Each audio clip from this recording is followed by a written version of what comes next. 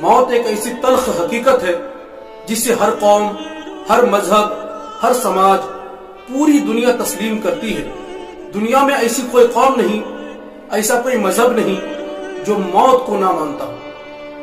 اور اگر کوئی بیوقوف انسان یہ کہہ بھی دے کہ میں موت کو نہیں مانتا، تو موت کو اس کی بیوقوفانہ بات کی کوئی فکر نہیں، موت تو آ کر ہی رہے گی۔ موت ایک ایسا تلخ جام ہے جسے نہ چاہ کر بھی پینا پڑتا ہے۔ مرنا کوئی نہیں چاہتا، لیکن مرنا تو پڑتا ہی ہے۔ ایک حقیقت ذہن نشین کر لیں کہ ہمارے اور آپ کے چاہنے سے کچھ نہیں ہوتا، ہوتا وہی ہے جو حکم خدا ہوتا ہے۔ بہت سے لوگ علاج کرانے میں اس بات کو بھول جاتے ہیں کہ حقیقت میں شفا دینے والی ذات اللہ تعالیٰ ہی کی ہے۔ ڈاکٹرز، حکیم یہ تو صرف ایک بہانہ ہے، ایک ذریعہ ہے۔ علاج کرانے کے دوران اس بات کو یاد رکھیں، صحت یابی اللہ تعالیٰ کے حکم ہی سے ملتی ہے۔ یہی وجہ ہے کہ دو مریض ہے، دونوں کو بیماری بھی ایک جیسی ہے، ڈاکٹر بھی وہی ہے، دوائی بھی ایک جیسی دی جا رہی ہے، لیکن پھر بھی اس میں سے ایک بچ جاتا ہے اور دوسرا مر جاتا ہے۔ آخر ایسا کیوں؟ حالانکہ دوائی ایک جیسی، مرض ایک جیسا، ڈاکٹر وہی ہے، لیکن ایک مر جاتا ہے، دوسرا زندہ رہتا ہے۔ تو بات سمجھ میں آ گئی کہ اللہ تعالیٰ کے حکم سے جسے شفا ملنی تھی وہ بچ گیا، اور جس کو شفا نہیں ملنی تھی وہ مر گیا۔ کہنے کا مطلب یہ ہے کہ دوا علاج ضرور کرائیں، لیکن شفا کی امید اللہ تعالیٰ ہی سے رکھیں۔ حضرات، موت کے لیے وقت متعین ہے، جگہ بھی مقرر ہے، اور دن بھی متعین ہے۔ جب جس کو جہاں پر موت آنی ہے وہ آ کر ہی رہے گی۔ اگر پوری دنیا کی طاقتیں مل کر اسے بچانا چاہے تو پھر بھی بچا نہیں سکتی، اور جس کو موت نہیں آنی ہے پوری دنیا مل کر اس کو مارنا چاہے تو مار نہیں سکتی۔ تو زندگی اور موت اللہ تعالیٰ ہی کے ہاتھ میں ہے۔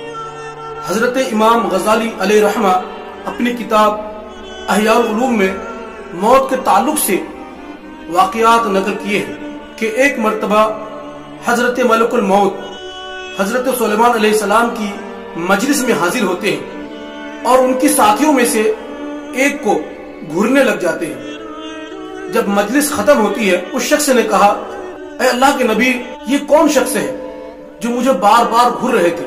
تو حضرت سلیمان علیہ السلام نے فرمایا، یہ ملک الموت ہے۔ یہ سن کر وہ شخص بہت گھبرا گیا۔ اے اللہ کے نبی، آپ ہوا کو حکم دے کہ مجھے فوراً یہاں سے بہت دور ہندوستان پہنچا دیا جائے۔ حضرت سلیمان علیہ السلام وہ نبی ہے جسے اللہ تعالیٰ نے نبوت کے ساتھ ساتھ حکومت بھی عطا فرمایا تھا، اور ان کی حکومت صرف جناتوں پر اور انسانوں پر ہی نہیں، بلکہ ہوا پر، چرندوں پرندوں پر، ہر چیز پر ان کی حکومت تھی، اللہ تعالیٰ کے حکم سے۔ تو حضرت سلیمان علیہ السلام نے ہوا کو حکم دیا، اور ایک پل میں اسے ہندوستان پہنچا دیا گیا۔ تھوڑی دیر کے بعد دوبارہ حضرت ملک الموت حاضر ہوئے، تو حضرت سلیمان علیہ السلام نے فرمایا کہ اے ملک الموت، بات کیا ہے؟ تم میرے اس ساتھی کو کیوں گھر رہے تھے؟ تو حضرت ملک الموت نے کہا کہ بات دراصل یہ ہے کہ مجھے اللہ تعالیٰ کی طرف سے حکم ہوا تھا کہ میں اس کی روح ہندوستان کی سرزمین میں قبض کروں، اور یہ تو آپ کی مجلس میں بیٹھا ہوا تھا، تو میں یہی سوچ رہا تھا کہ اتنی جلدی ہندوستان کیسے پہنچے گا۔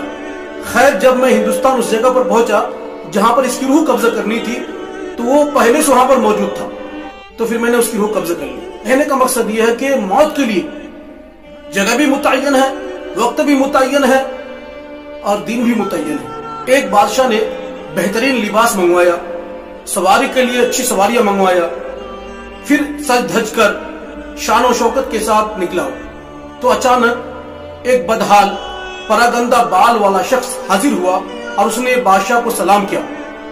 تو بادشاہ غرور اور تکبر کی وجہ سے اس کے سلام کا جواب نہیں دیا۔ اس شخص نے بادشاہ کے گھوڑے کی لگام کو پکڑ لیا۔ تو بادشاہ نے کہا کہ تو نے گھوڑے کی لگام کو پکڑ کے بہت بڑی غلطی کر لی۔ تو اس شخص نے کہا کہ مجھے تم سے ایک بات کرنی ہے، مجھے تیرے سے ایک ضرورت ہے۔ تو بادشاہ نے کہا کہ میرے اترنے کے بعد بات کرنا۔